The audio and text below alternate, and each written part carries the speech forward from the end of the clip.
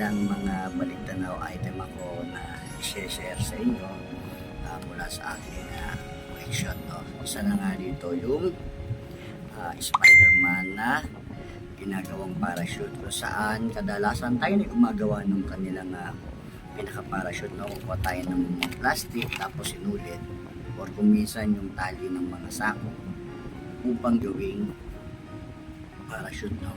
Noon kadalasan guys mga sundalo, pero ito dagdag ko na sa ating collection. Sabay na natin ang ating bird balancing guys. Ayan yung bird balancing na nauso nga nung 90s. Guys, nagulat ako na meron na namang mga bird balancing ngayon na nabibili sa mga market. No? So, sana makabili kayo.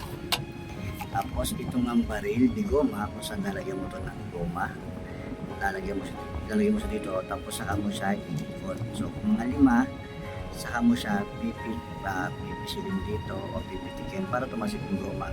Guys, sa katagalan, no, so parang bali na siya, pero pandagdag sa aking balik na collection. Mapansin nyo guys, yung goma niya dumikit na, no, sa katagalan.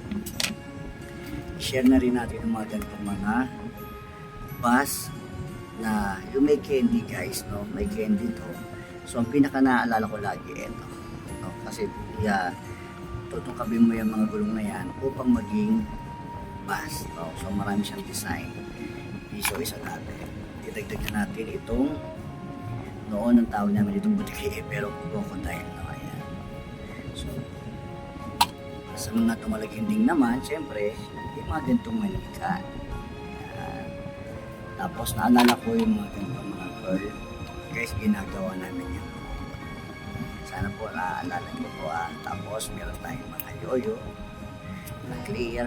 Tapos mga salaming papel.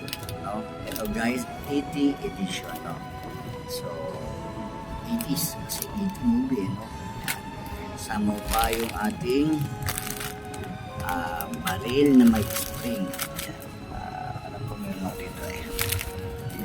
Baril na may spring, ko sa ilalagay mo yung spring na yan guys. Ang unang nawawala dyan yung spring kasi pag talsik ng bala kasama yung spring. Kasama natin si B-Boy isang karakter teleserye sa ABS-CBN.